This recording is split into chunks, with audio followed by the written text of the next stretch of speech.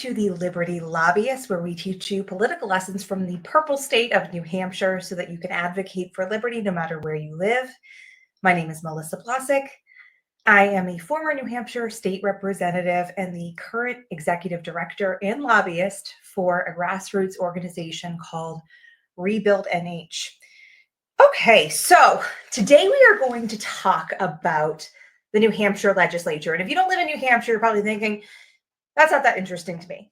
I promise it is, because I think that there are positive and negative lessons to be learned from the New Hampshire legislature that will apply to your state, maybe in the negative way, some positive lessons to learn from some parts of our legislature that I think could definitely be applied in other states.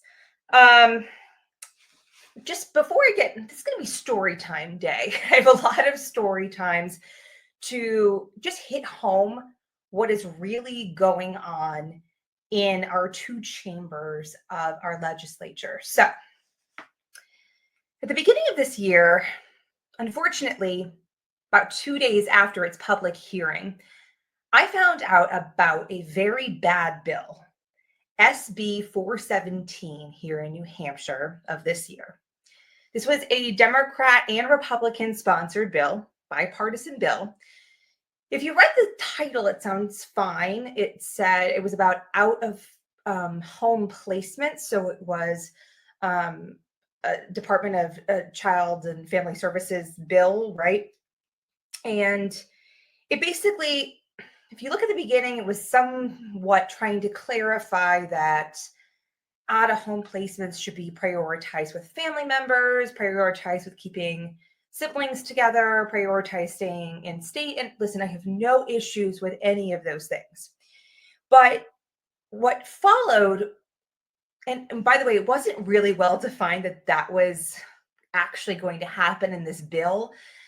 I somewhat believe that this bill was written, maybe I'm just like adding my own, assumptions here, but it felt like the bill was written rather deceptively to actually add parameters for what constitutes having parental rights. So let's say one parent has custody, and then for whatever reason, maybe abuse, neglect, whatever, that parent loses custody. The child needs to be put into a different home. And let's say there is another parent, one who has not ever even been accused, let alone convicted of abuse or neglect. It gave a very long laundry list of items that this parent must meet to be considered worthy of being a parent to their own child, which is wild to me. And I specifically had issues with two of these benchmarks. Number one, that the parent must meet the unique needs of the child. That's what it originally said. Well, I got to tell you, the thing where my mind went first with unique needs was also like, if you don't affirm your child's fake pronouns, like now you're no longer a worthy parent. And then the other one that I was equally, if not more upset about was a passage that basically took away all due process. It said that, so currently right now, if DCYF comes to your door and they say, I want to come in and inspect your home, you can tell them, you know what, you can come back when you have a warrant, because you have the right to due process. This passage took away that due process, so that by saying that you wanted your right to due process, that would now be used as a measurement with which to withhold your parental rights. So I immediately start going after the senators. This bill originated in the Senate bill. And no one paid attention. And when I mean no one paid attention, I mean no one paid attention. At one point, I had an hour-long conversation about this bill with one of the senators on the committee. And he's like, yeah, I agree. And I said, okay, well, at least amend those two sections. Yeah, okay, tell me what you want me to do. They wrote it all out, sent it to him. Guess what? The bill passed on the consent calendar, meaning it's just going to pass unanimously with no amendment. So then I call a different senator who's not on that particular committee, but he was definitely my best ally in the Senate. And I said, listen, here are the problems. And he said, you know what? I completely agree with you. I'm going to bring this up in caucus. So he calls me after the caucus. He said, good news. A bunch of the senators agree. You're not going to like my solution, but it is a 2-committee bill, meaning it has to go back to finance. So even if it passes, it still has to stay in finance before it passes over to the House. And I said, okay. So the bill passes, it goes back to finance. Finance amends it with identical language. I am actually not joking. I've never seen this before. They wrote an amendment that had a repeal and replace with the identical language. There was no changes, not a single word. Didn't even understand that. So then I really raise holy hell. And I do get some senators' attention, and they offered a floor amendment to change it. The floor amendment failed. Bill passed the Senate unamended. Gets to the House. Again, still a 2-committee bill. So it goes to the first committee, which is the policy committee. I call friends of mine on the policy committee. They all totally agree with me. Bill gets amended in the committee. However, because we have such a narrow majority in the House, that particular time it gets brought to the floor. Democrats are a majority, not Republicans. Democrats tend to not agree with parental rights. The amendment failed. The bill passed. Now it goes to finance. This is not a joke. This is literally what happened. Now, one of Rebuild New Hampshire's board members is on finance. He gets a hold of this thing gets rewritten, not even to just correct the problems, but to even go a step further and actually make this now a positive bill, not only for children in out-of-home placements, but also for parental rights. And I'm thinking, great, fantastic. It actually passes. Both the amendment and the bill pass on the floor. The Senate sends it to committee of conference because they do not like this. Goes to committee of conference. Ultimately, I did not end up with my one step forward for parental rights out of committee of conference, but we did end up with the problems fixed. And I got to tell you, I can only hope that that was a lesson learned for the senators, that they didn't have to go through that much trouble if they would have just listened to me the first time. Their life would have been a lot easier. There would have been significantly less fight and significantly less time wasted. But my guess is that they probably will not learn, because this is a habit with the New Hampshire Senate. They just do not believe, a lot of them, in conservative values, not enough of them. And then the ones who do, they still hide behind the ones that don't. And so nothing happens and there's no accountability. Now, why is that? What makes the New Hampshire House different than New Hampshire Senate? New Hampshire House sits at a 1-seat majority, which is the tightest majority in state history. And yet I would actually venture to say it's the most conservative House in America. We have 400 seats in the House for 1.3 million people, which means that on average, each representative only represents 3,600 people. We have 24 senators for 1.3 million people. Now think about this in dollars per vote. The average state rep only spends $5,000 on a campaign. If I'm being honest, some spend zero. If you're in a really solid red district and you don't have a primary, they just put out the same signs each year. They spend no money. There are some districts that are more challenging, and so you might spend 10 to 15,000. But overall, that's still 5,000 is an average, and that is an amount of money that can be raised through your friends and family. You don't need major donors. You don't need special interests. Senate campaigns, if you don't have a primary, on average about $100,000. $100,000 is very difficult to raise without major donors and special interests. So what has occurred over time is that there actually has become sort of these gatekeepers. The Senate Republican PAC in particular are these gatekeepers of the Republican major donors and Republican special interests. And they really are beholden. So I had a bill a couple years ago during the height of the employee vaccine mandates that simply said that all employees, regardless of the corporation in New Hampshire, had to be able to have a religious exemption that was as easy as simply signing a piece of paper. Okay. We were creating a state issued form that said, I have a religious exemption, sign here, all done. And everybody had to get one. Passed the House, went to the Senate. And I do not lie when I say that the committee chair called me, the Republican committee chair called me and said, every single medical group and major business group is against this. And so I'm sorry, but this just will not happen because we need their money. And that is exactly what happened. The bill died. It's a time when uncertainty looms at every point around us, and it's essential to be prepared. Being prepared is not just advisable, it's really critical. And that's where the Wellness Company's medical emergency kit comes in that we're proud to support. Imagine having the reassurance that you're fully equipped to manage any medical emergency, whether it's as commonplace as tick bites or as daunting as the challenges posed by the latest disease of the month. The Wellness Company's medical emergency kit contains vital medications such as ivermectin, emergency antibiotics such as amoxicillin, antivirals, Z-Pak, and more. It's the ultimate solution for being prepared for whatever may be coming up.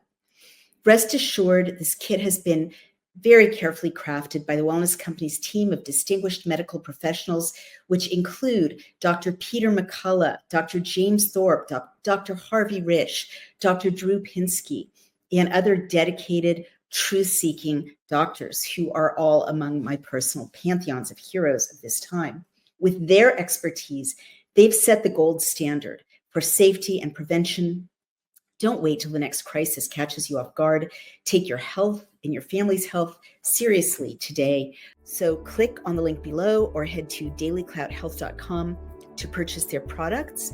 Please use the code DailyClout for 10% off. It's time to find those alternative healthcare communities that actually do care about your future.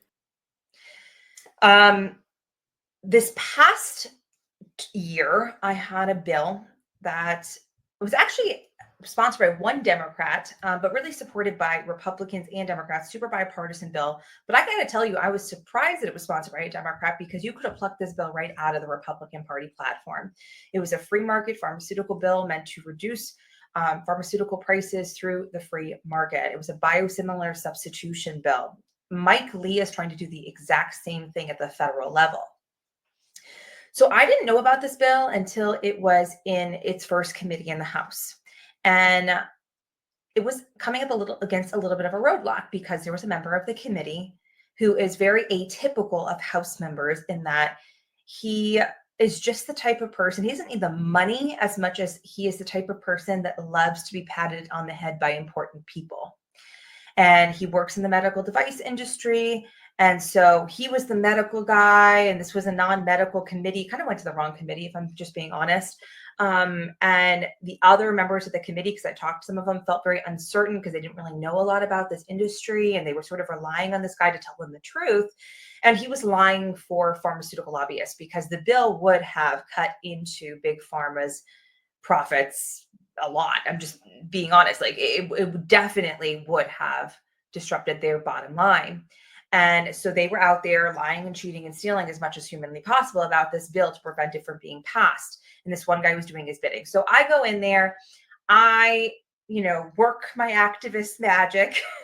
And lo and behold, what ends up happening is that every other member of this committee, Democrat and Republican together, are both like, whoa, this guy's been lying to me because he's lying for the lobbyists. And I don't care what the lobbyists say because I don't need any of their money, right? I don't need any of the special interest money. So yeah, they're lying. I now see the truth about this. This is a great bill. Bill passed on consent. So easy peasy through the House. Goes into the Senate. Goes to committee. And I knew that there were some issues when the bill came out of committee ought to pass. But that 2 of the Republicans out of 3 of the Republicans voted no. So it was 2 Democrats and 1 Republican who voted yes, and 2 Republicans that voted no. And I'm thinking, this is a conservative bill. What's happening? What was happening in this weird culture of the Senate was that the Democrats thought this was a Democrat bill because it had a Democrat sponsor, even though it was a very conservative bill. And I mean, it was just a good idea. Sometimes good ideas are not partisan, if I'm just being honest, but it was very free market, which is supposed to be what Republicans are all about. I start calling around and I realized what had happened. There is a lobbyist. I will not say his name on this, but there is a lobbyist who runs the Senate GOP PAC. And I do believe that that is a real problem, that a lobbyist runs the Senate GOP PAC. Big Pharma hired him. Very smart move on their part. And whatever he says goes, because his entire business model is predicated on him being good at his job. And he is good at his job because he holds the major donor special interest money over the GOP senators like strings on a puppet. And they do whatever he wants them to do because they need his access to his donors. And the reason why he has access to those donors is because he's good at his job. And it has become a vicious cycle. And that is very typical, by the way, of what I would venture to say, if you are not New Hampshire, is happening in a state legislature near you. That happens constantly. That's what the swamp is. You know, everyone talks about the establishment in the swamp. That's what it is. It is people who gatekeep the money that they need to run their over $100,000 campaigns. By the way, that is small potatoes compared to most states. If you're in Texas, a state house race in Texas is millions of dollars. They need special interest money. They need access to the major donor networks for their party. Who is holding that access over their head? That is what you should be asking. The reason, and so what ended up happening was that the bill died with every Democrat who were in the minority voting for it, and only one Republican voting for it. And the reason why is because the one lobbyist who holds the strings to all of their money said, no questions asked, no need for an explanation. They don't even need a lie told to them about the bill to justify it. Oh, he said no? Then no. And that is why in all of these states, it is so important to be donating directly to the candidates that you know reflect your values. Don't donate to the PACs. Don't donate to the party. Donate to the candidates that you know reflect your values, because it is such a hill to climb for them to be able to get anywhere. So last cycle, we did get one guy in. It was an open seat, so it was less of a hill to climb, but it was an open seat, and we did get one. And he was the one, by the way, who voted for this bill, despite what the lobbyist told him to do. Okay. We got him in. He's been great, but he's an island. But it does start this way. If you have a legislative body that just simply doesn't have any people who reflect your values and who are not completely bought out, you have to build the bench. So this cycle, we are bringing in another person, Emily Phillips, and she's going to come on the show in a couple minutes here. And she is challenging a sitting Republican. She is primarying him. And we're going to talk about the issues in the Senate, how you fix the issues in the Senate, and how you have to be supporting candidates like this who are in there challenging the people who are not doing what they say that they are doing to your face, because they're just not. But first, we are going to have a word from our sponsor, who this is the first sponsor of, and the first live read on the Liberty Lobbyist. This is Native Path. Are you ready to move easily and independently without pain or stiffness holding you back? Do you want to look in the mirror and see a plump, hydrated glow instead of more fine lines and wrinkles? Discover Native Path Collagen, made with only type 1 and type 3 collagen fibers, the two most important types that make up 90% of the collagen in your cartilage, bones, skin, hair, nails, and gut, without the need for unnecessary fillers. Native Path Collagen is a single ingredient formula with no fillers, additives, or artificial sweeteners. Plus, it's third-party tested for heavy metals, ensuring purity and safety, which is super important to me. I've been using collagen for years, and I have stopped using certain collagen brands because of the heavy metal issues. Completely flavorless, Native Path collagen can be added to anything: coffee, smoothies, cereals, oatmeal, you name it. Listen, I'm not much of a protein shake or a smoothie kind of girl, but I love my protein coffee every morning with thanks to collagen. Its peptide formula makes it more bioavailable, which means it's absorbed more easily and mixes perfectly without clumping. And the best part, Native Path offers amazing bundle deals. You get 3 or 6 packs at a fraction of the price of other brands. With over 4 million jars sold, 1 million happy customers, 8,000 5-star reviews, and a 365-day no-risk guarantee, Native Path is a trusted choice. Plus, they offer an 800 number where you can call and ask any questions about usage, recipes, ingredients, and you'll actually speak to a real person ready to help. Join their private Facebook community to share success stories, recipes, and support each other on this journey called life. Visit getnativepath.com/dailyclout and start your transformation today. That is GETNATIVEPATH.com/DAILYCLOUT. And we are back. We have Representative Emily Phillips from New Hampshire and former state representative Tim Baxter. Thank you for coming on the Liberty Lobbyist. Thank you for having us. My pleasure. So Emily, actually, let's start with Tim. So Tim, tell us a little bit about your background, why you're here today. How did you end up here? What's your background in politics? I ran and won for the state legislature, did a term with you, was fighting all the crazy people in Concord. I ran for Congress, which was really crazy, didn't win, and now I'm just a normal person like everybody else, and just as pissed off as ever, even though I'm smiling, very pissed off. I just hide it better than Emily. You're being modest. So you and I have talked a lot about, and we're going to get into this a little bit more, about how we are going to work to fix the New Hampshire Senate. And you are still very involved in New Hampshire politics and helping out, especially with Emily's race. So Emily, tell us about yourself and your run. Well, I'm a freshman state rep. I took out an incumbent in my race. I had a rhino in my seat during COVID, and I was just kind of an angry mama bear coming off the school board. And I was like, well, he's not doing a good enough job. I will primary him. And I knocked every door in my town. So I won. And I've been in the legislature, and I got promoted to leadership. I'm the assistant majority leader, and I tend to whip people, and whipping votes means that you kind of convince your colleagues to vote the conservative position on bills.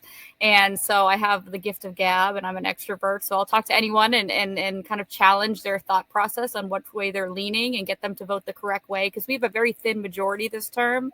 So we need everybody to be on the team when we need to pass priority bills.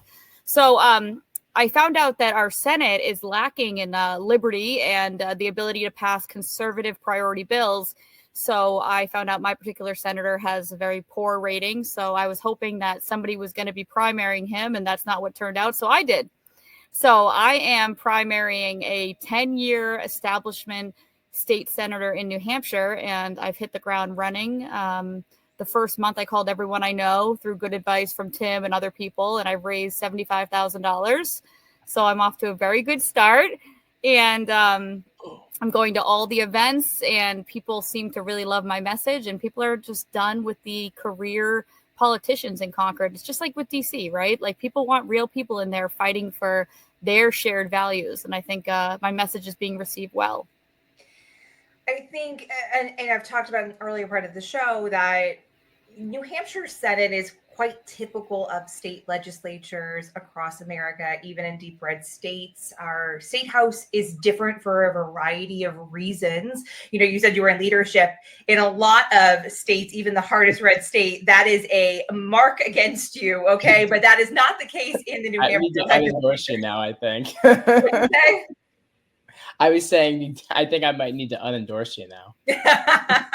But the New Hampshire House leadership is quite different than most legislative bodies in America. But our state house, or our state senate rather, is very typical. It's exactly like what you see everywhere, and it has exactly the same issues. They have gatekeepers to the major donors. They have gatekeepers to the special interest money. And those gatekeepers are quite in control of what occurs in the state Senate. So, Tim, tell us what do you think the main, if you could identify the main issues in the New Hampshire Senate, what do you think they are? Well, just kind of like backtrack a little bit and talk about just like theory of politics, right? Yeah. There's kind of like the axis theory of politics, which is like a lot of activists. That's kind of how they think. Oh, I'll just give them the Constitution and they'll understand, and then they'll respect our rights, and they'll facts don't matter. Mandates. Yeah, that's what everyone wants to believe, right? That's a nice, decent person, which is a lot of people why they get involved in politics. They care about their family, their kids, their community. And then there's the confrontational model of politics, which I think all of us are very aligned with, which is you have to freaking kick them in the teeth to do what they should have done anyway. There's very few people that will be champions. And just, you were talking about gatekeepers for donors.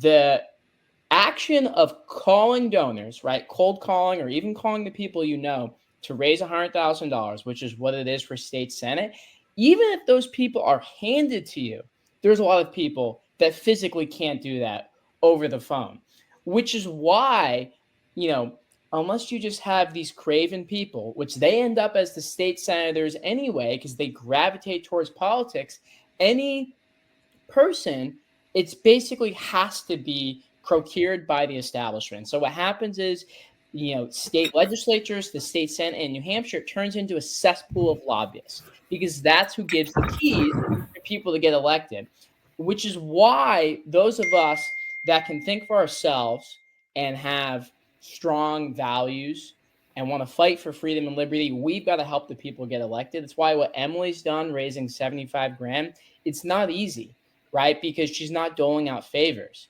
She's promising a 0% return guaranteed on every phone call, right? And she's still raising money.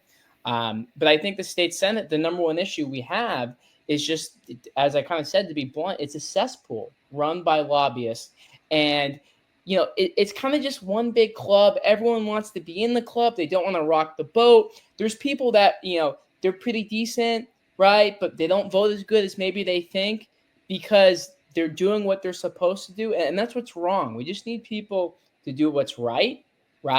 And run on that. That's what Emily's running on, that she's going to shake things up. That way, when she gets elected, she's got the permission from her constituents to just absolutely tear that place up, because that's what people want more than ever right now.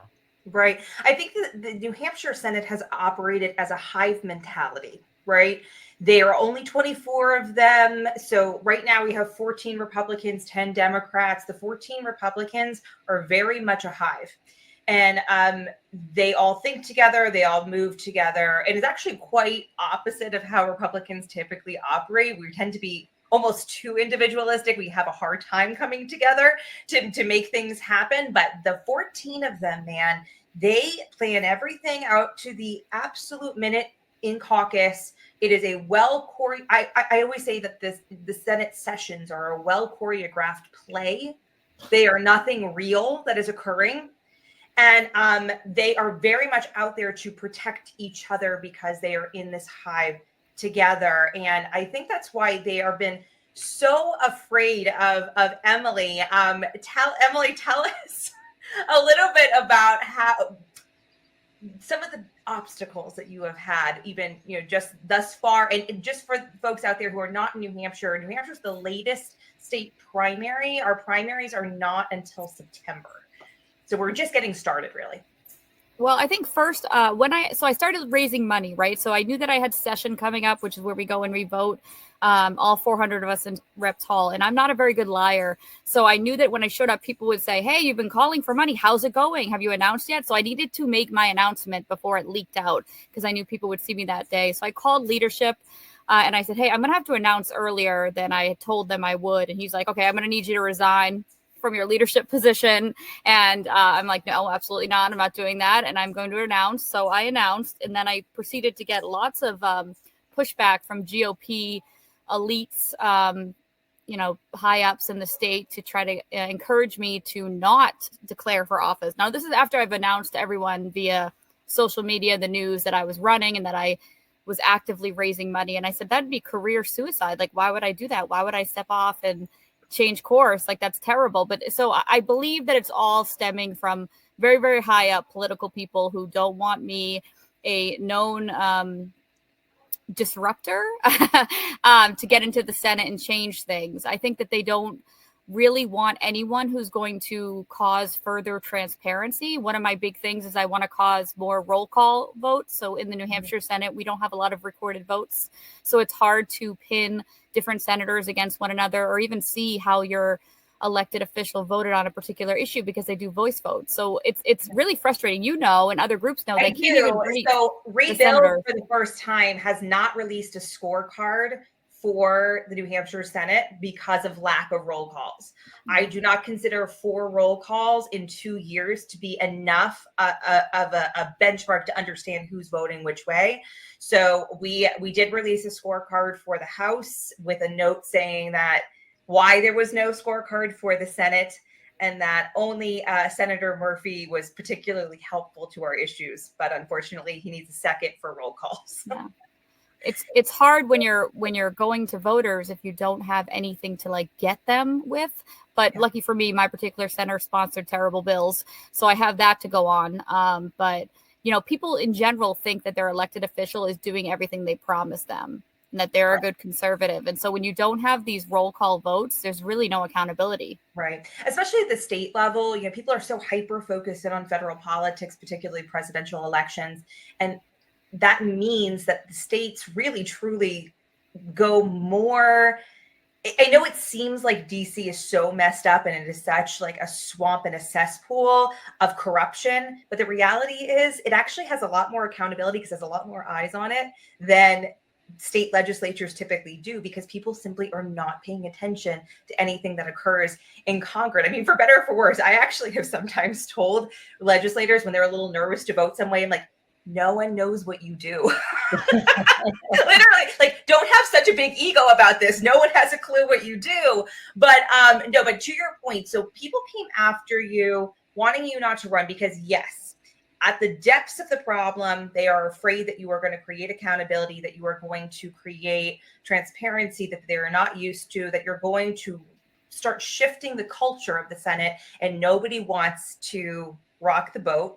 But then I think what happened on top of that is those people got to money people, right? And money people, they're not even just there for the senators, they're also there for the House, and everyone gets nervous, right? When the money people start being persuaded that perhaps it's not a good idea for somebody like you to run. Tim, you and I have talked about this quite a bit. What do you think is the long-term goal if we are going to start shifting the culture in the Senate? How do we change the paradigm of this gatekeepers of the large donor networks being held by the establishment? Yeah, well, you have to have a donor network, right? Business, politics, it comes down to leverage.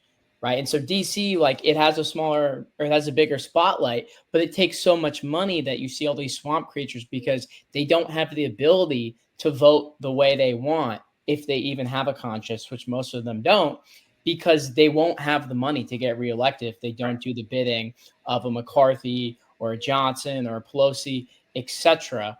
And so that's why, like, I wrote a check for $2,500 and I've been raising money for Emily because we have to have an infrastructure of activists, people, and money, right? That's what elections, it's money. And then ultimately the number one thing is votes. And that's the only way you win, period, certainly at scale of multiple races. And, I'll just be blunt too. And, whoever might see this in the state senate, whatever, they might not like this, but Gannon is a loser. He's always voted in line with them. And they were trying to take him out in 2018, 2020, they were recruiting like Dan Gray back before people knew, who he was and that he was one of us. And, now they certainly wouldn't. Wait a minute, they tried to recruit Dan Gray to run Yes, against this Bill was- Gannon? Dan is, people forget because he's got kids, and I think just with the big scruffy beard, he looks older, but he's a young guy. He's like 32 or something.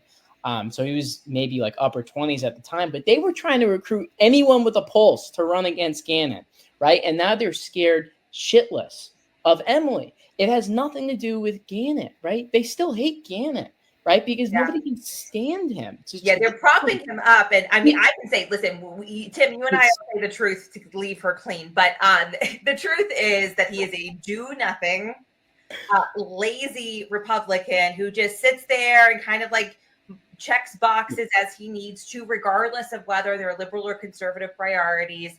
And he's never been able to really raise money. And so therefore he is always completely beholden to the Senate PAC to be able to run any type of campaign. And, my message when I've had establishment people come and talk to me about Emily running against him is, if you're so concerned about primaries, then you should have dissuaded him from running, because he doesn't have any energy.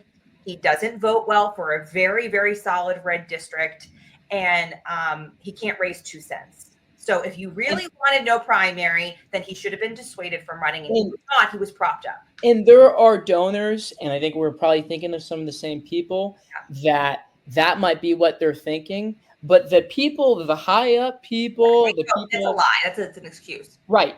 They don't care about that. This is about Emily, and it's about us, because just take Yakubovich, right? He ran against Barbara Griffin in an open seat.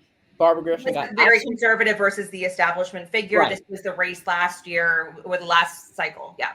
Yes. Thank you for that context, because I'll, go on about stuff and people won't know. This is a national show, Tim.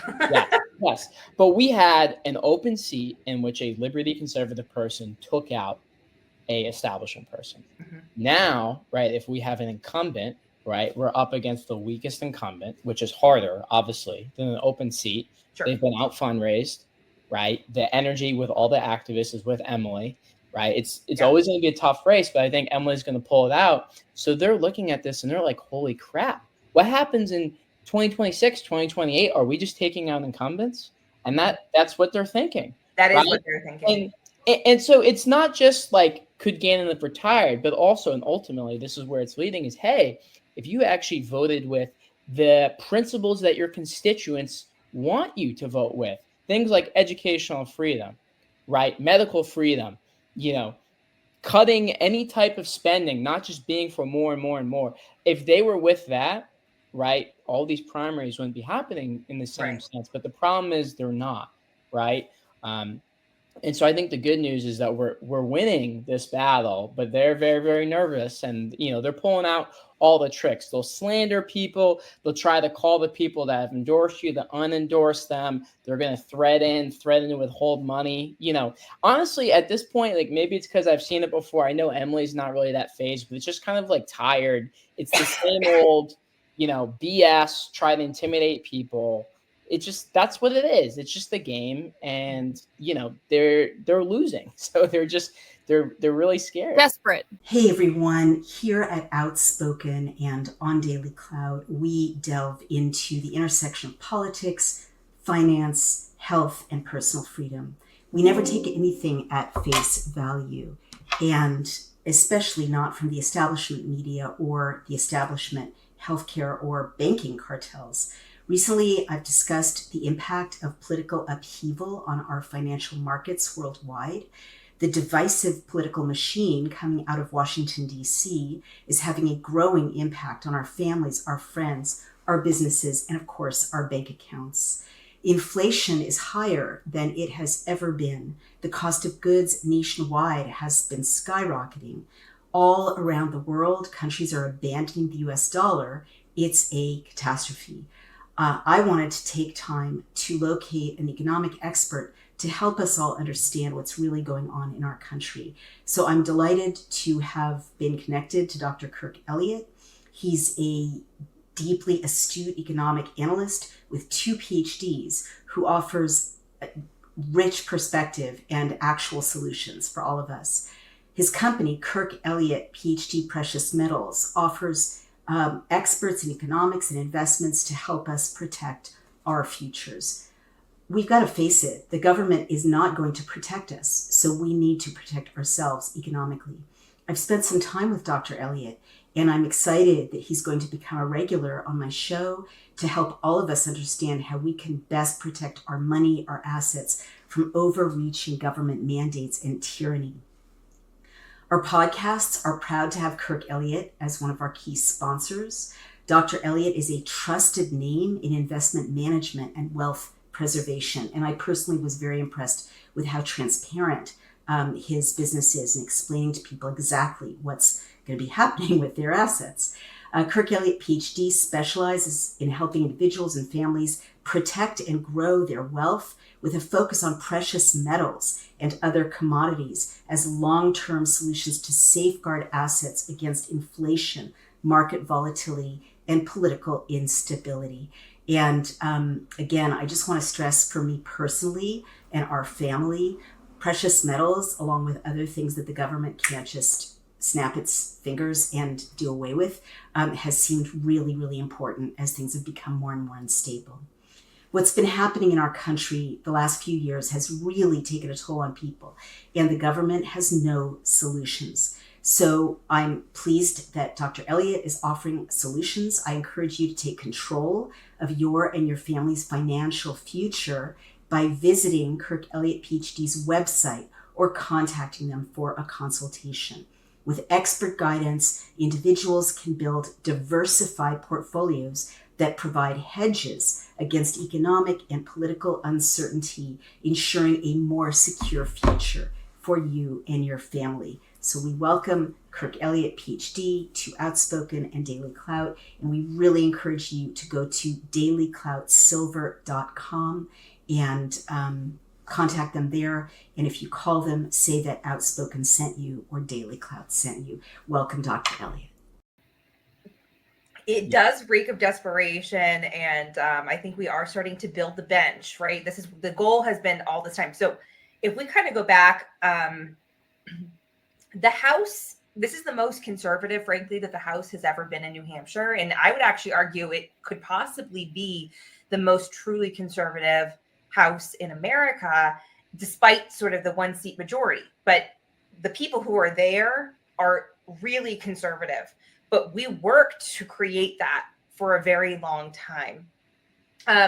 We have the House Republican Alliance here in New Hampshire, which is an organization within the House that rates and scores bills based off of the GOP platform and the Constitution, and they release scorecards. And Dan, excuse me, my throat is a little dry. But Dan, it was one of the founders of the House Republican Alliance, and he was telling me that when it was founded in the late 90s, roll calls were almost unheard of in the House at that time.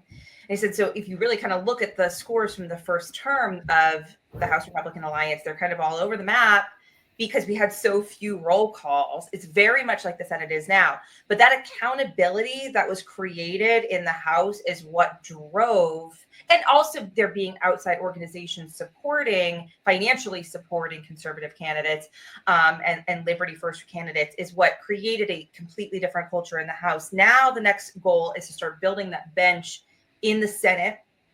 We obviously got our first person in there last cycle. We're working on the second one, and they are resisting at every turn. Now, I see progress in state legislatures outside of New Hampshire, really for the first time. I see that with the House, the Freedom Caucus Network, right?